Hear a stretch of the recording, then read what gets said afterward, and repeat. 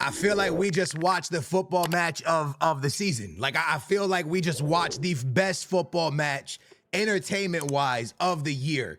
Maybe something will top it, but if you guys missed it, I don't know, man. The Manchester United-Lyon game, leg 2 of the Europa League, was just phenomenal. Let me just break it down for you like this. With 10 minutes left in extra time of this game, I'm texting my friends talking about, man, maybe I was wrong about Ruben Amorim. Maybe they do need to find someone that can fit. Maybe it's not Ruben. Maybe, and I'm like, we're discussing potentially Ruben ending up getting sacked because this game was such a meltdown for Manchester United. Let me break it down for you.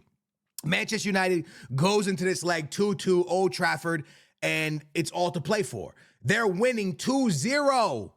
2-0. 2-0, bro. 2-0, they're winning. And Garnacho has a one-on-one. He misses the one-on-one, like a legit one-on-one, him and the goalie. He misses. The game remains 2-2.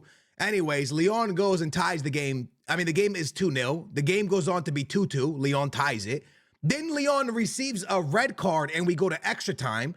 And then Lyon scores 2 goals with 10 men to make it 4-2. We go to the second half of extra time. Right after it happens right after, right? Lyon gets a penalty, scores, makes it 4-2 or whatever, and then seconds later, Bruno Fernandez receives a penalty, scores it, makes it 4-3. Seconds later, Maino bangs one into the back of the net, a beautiful finesse, a good finish, 4-4. Seconds later, Casemiro whips a ball into the box, and Harry Maguire is there to head the ball across body and score to make it 5-4 and advance in the Europa League. This was amazing. It gave me a feeling of when I was young, watching Manchester United. Before I had the full beard, before I had a white in my beard, watching those old Manchester United teams that just had that winning DNA. Old Trafford, I haven't heard it that loud in so long. It erupted on the Harry Maguire goal. They never gave up, and it really comes down to a few things. Having players that are built for those moments. Bruno Fernandez, I give him a lot of stick because I always demand so much from him because I watch this guy play in Portugal. I know the player he is and what he can be. That's why when he had a bad Euro or a bad this or a bad that, I always give him so much stick because I know the player this guy can be. I know he's one of the best 10s in all of football. I know this because I've witnessed it. I've seen it. I've seen him carry Sporting over the finish line in games. I've watched him eliminate Benfica by himself in a knockout game. I've seen it from him, man. So I just expect it from him. And today, when they needed him the most, he steps up for the penalty. He's running for every ball. He's giving it everything. Even when they had the lead to win the game, to see the game out, the way he was controlling the game and holding the ball and taking, like, it was just amazing. It was amazing to see.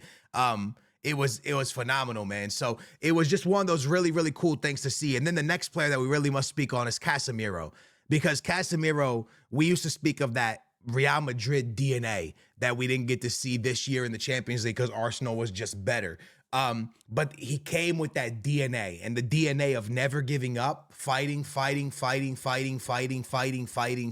the end. The ball he puts into Harry Maguire is out of this world outstanding. And you could see what this win meant for Ruben Amorim. Ruben Amorim did the exact same thing that he always does. He walked out and he was leaving the stadium after he shake the manager's hands, 2 Portuguese managers battling against each other. He shakes his hand, says good game, and he's just walking off the stadium. But you can see the smile on his face. The players get up. And this is what I want to talk to you guys about. This is important to me. This is very important. This is what I want people to hear. When they tie the game, or maybe the goal it was when they tied the game. When they tied actually it might have been the goal to take the lead. Okay? Onana runs from his net. Onana's been terrible lately. We know this. He runs from his net, and he goes directly to Ruben Amorim, hugs Ruben Amorim, picks him up. At the end of the game, when the whistle blows, Holland gets off the bench and pushes Ruben Amorim while he's smiling, and Ruben Amorim gets this big smile on his face. You can see that this manager is having a massive impact on the players that are there. That's huge. That's huge for Manchester United fans because you're seeing a connection between players and managers. You're seeing a very, very strong bond being built. And we haven't seen this often at Manchester United. And all you can hope for is that Ruben can build a strong bond with a lot of the players that are there and many that are going to come in because this is about to completely change. Completely change. I say this in the nicest way possible. I love Garnacho. I've told you guys I collect his sports cards. I think the kid's going to be something. I don't know if he's a starter for Manchester United. And I'm gonna say this like as nice as I possibly can say it because he's still young, bro, and he still has so much to develop. And I think they should keep him, but not as a starter, as someone who comes in and gets playtime and grows. When the game is 2-0 and he's 1-on-1 with the goalie, you have to finish this. You have to. You have to make the game 3-0 and put it away. It's a Europa League night. It's a European night. It's all Manchester United's playing for. The season is toast. You need this. The Manchester United fans need it. The club need it. Ruben Amorim need it. These players need it.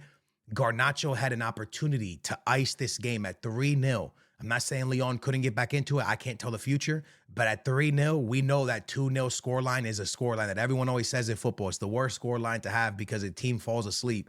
At 3-0, you can fall asleep and still have time to recover. He misses a sitter, man. He shoots it directly at the goalie. He shoots it directly, one-on-one in the box, shoots it directly at the goalie. I know he's young. I get it.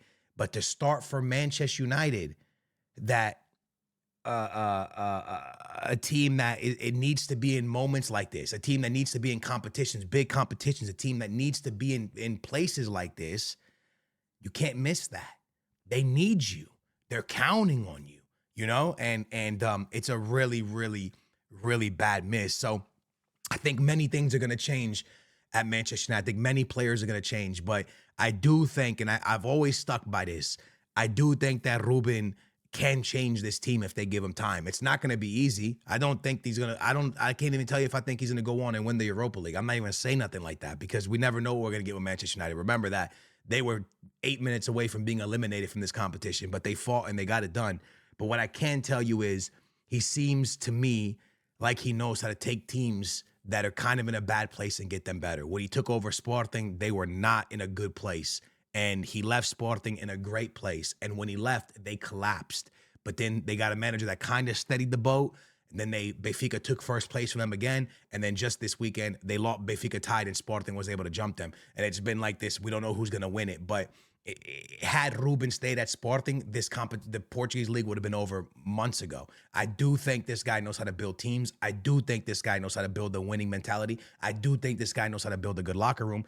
We just need him, in my opinion, he just needs the time to be able to do it and the players to be able to do it because you need to remember that a lot of the players that are at Manchester United don't really run a 5-back system.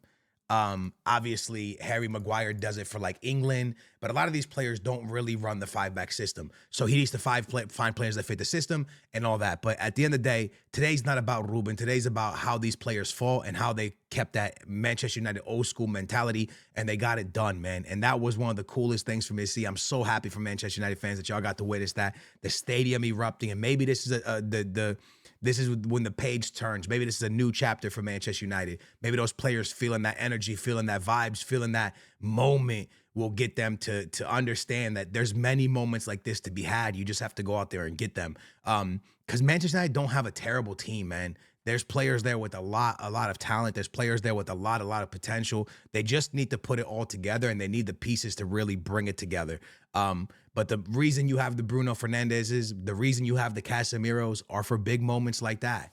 And unfortunately, because United hasn't been great, they haven't been in many big moments situations. But right here, it was a big moment, and Casemiro got the ball in the way he's supposed to. Even Harry Maguire. Think about the people who scored the goals, man. Casemiro, Harry Maguire.